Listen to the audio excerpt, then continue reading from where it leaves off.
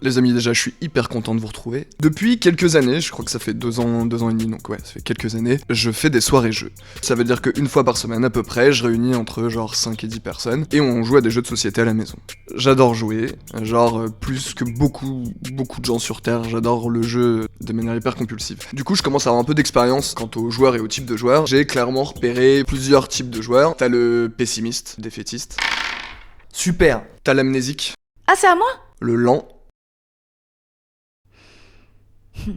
Le conseiller. Tu joues vraiment cette carte là. Celui qui est pas vraiment là. Vas-y, joue pour moi. Ouais, 2 secondes. Ouais, allô? Celui-là en général je leur invite pas. Il y a le tricheur. Attends. D'où t'as autant de billets de 500 là? Bah, t'es passé sur mon hôtel. T'as pas d'hôtel? Si? Non? Oui. Celui qui découvre les règles au bout d'une heure. Ah! Tous ces joueurs existent et on est parfois l'un, parfois l'autre de ces rôles. Par contre, il y a un truc, c'est que tous ces joueurs énervent le mauvais joueur. Je le connais très bien celui-là parce que je suis un putain de mauvais joueur. C'est-à-dire que s'il y avait une échelle du mauvais joueur de 1 à 10, clairement, je serais le 10. Comme beaucoup, derrière un costume de compétiteur avide de victoire, se cache juste un connard de mauvais joueur. Pour que t'essayes de le repérer, celui qui sent un fort sentiment d'injustice pendant une partie de jeu, mauvais joueur. Celui qui perd 1 ou 2 points et commence à se fermer dans la partie au bout de 10 minutes, on l'entend plus, il fait la gueule, mauvais joueur. Celui qui commence à avoir une haine qui monte contre un ou plusieurs joueurs ou contre une situation, mauvais joueur. Celui qui demande un peu trop le silence et qui demande un peu trop aux autres joueurs de se concentrer, mauvais joueur. Bref, tout ça c'est les mauvais joueurs. Tout ça, c'est des mauvais joueurs. On est beaucoup. Vouloir gagner, je comprends complètement le principe. Se battre, être plus compétitif et compétiteur qu'une majorité, pourquoi pas. Mais mauvais joueur, en fait, c'est jamais une bonne idée. Le mauvais joueur, il vit le jeu comme une mission. Et en vrai, il cherche une reconnaissance. Ce qui fait que quand il perd, il vit un putain de vrai échec. En fait, virtuellement, le mauvais joueur joue sa vie. J'ai lu un article qui était pas ouf, où il disait que souvent le mauvais joueur confond le jeu J-E-U-X avec le jeu J-E. Eh ben, c'est exactement ça. Je vais donc m'adresser aux mauvais joueurs, mais je vais aussi m'adresser à leur entourage. Quand vous êtes en face d'un mauvais joueur, ne lui dites pas des phrases qu'on entend à chaque fois, genre « Mec, c'est qu'un jeu, ça va, tu joues pas ta vie ». En fait, vous avez pas tort, sauf que quand on est énervé, on n'entend pas ce genre de phrase, ça fait pas redescendre. Si le mauvais joueur est pas trop pénible, en vrai l'idéal, pour vous, pour que la partie se passe bien, laissez-le être un peu mauvais joueur.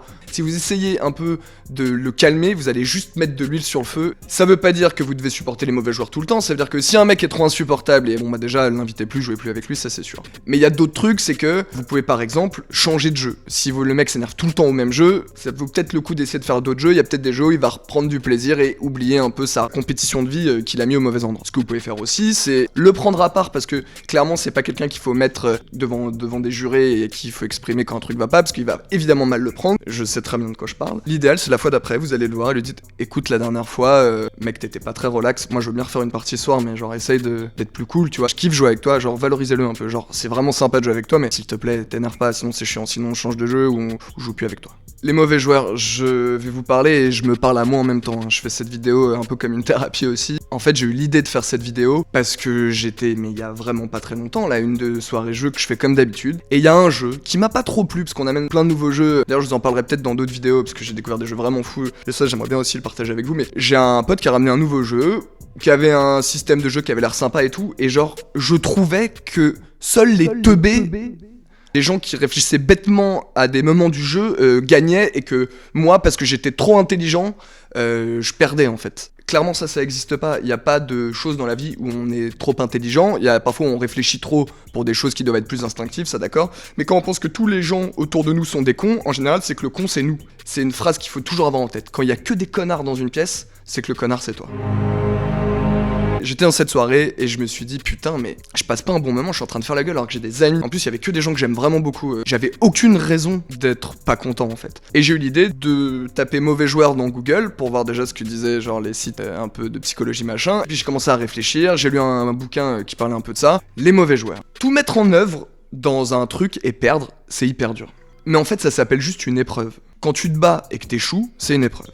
Et ben dans ces cas-là, soit on progresse parce qu'on voit les erreurs qu'on a fait et on travaille à plus les refaire, ça s'appelle progresser. Soit, on va se battre parfois, et puis on va pas réussir à faire un truc, il faut pas baisser les bras, il faut apprendre ce qu'on appelle l'humilité. Il y a des choses qu'on sait bien faire, et des choses qu'on sait moins bien faire, et parfois on va travailler énormément pour un truc où on a du mal, et on va progresser que très lentement. Mais Le fait d'apprendre l'humilité et de progresser très lentement, mais de progresser quand même, c'est clairement une victoire en fait. Parfois, vous aurez de la chance, et parfois non.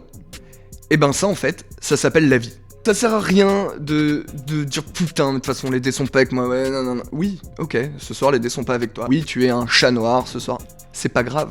Les techniques, pour vivre tout ça un peu mieux. Il faut relativiser, ça c'est hyper important. Mais les techniques, en fait, il y a des jeux qui énervent plus que d'autres. Moi par exemple, il y a un truc que j'ai compris, c'est que je peux plus jouer au Uno. C'est pas possible. Ce jeu me rend fou, ce jeu est dans l'urgence, il me tend, j'ai arrêté le Uno. Et genre, plein de gens qui me connaissent bien ne me proposent plus jamais de Uno, je leur ai dit je suis désolé, je peux faire plein d'efforts sur moi, mais le Uno, trop dur pour moi. Peut-être qu'un jour je vais pouvoir y rejouer, parce que je vais réfléchir, je vais travailler sur moi, je vais devenir une meilleure personne, mais en attendant, je sais que je joue plus au Uno. J'ai compris aussi un autre truc, quand vous faites des jeux de groupe, genre le Time's Up, où vous êtes en équipe et tout, en fait quand on gagne à plusieurs, c'est hyper agréable, et quand on perd à plusieurs, et c'est moins grave. Et du coup on passe plus de temps à s'amuser dans une compétition très légère, qui fait que même un intense mauvais joueur comme moi arrive à prendre du plaisir, sans se rendre compte qu'il a perdu 3 parties de suite par exemple. Jouez avec des gens que vous aimez bien. Ça va vous faire réaliser, quand vous avez des haines, des sentiments de haine comme ça qui montent contre eux, bah que c'est pas eux le problème et que c'est vous. Et en plus, comme ça, quand ils gagnent, vous pouvez être content pour eux, un peu d'empathie, ça fait jamais de mal. On ne joue que pour prendre du plaisir. Et dès l'instant où on ne prend plus de plaisir, c'est qu'il y a un problème et c'est que c'est vous le problème. C'est pas le jeu, c'est pas les joueurs. Si vous avez une table qui est hyper dissipée, qui arrive pas à jouer à un jeu auquel vous tenez parce qu'il s'attache pas aux règles et tout ça, bah peut-être qu'il faut changer de table pour certains jeux, mais si vous voulez jouer avec ces gens-là, et que vous les avez choisis, c'est le jeu qu'il faut changer, c'est pas eux.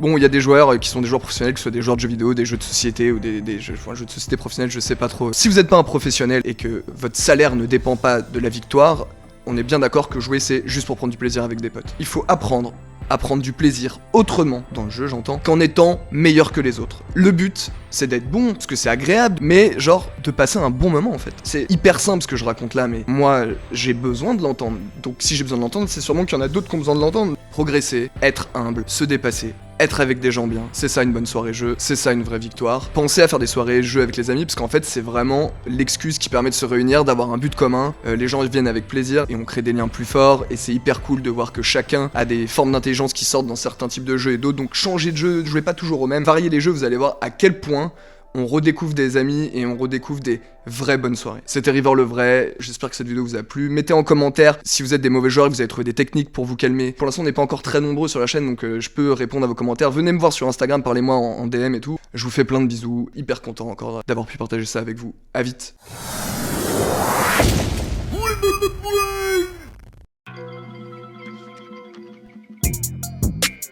Mauvais joueur.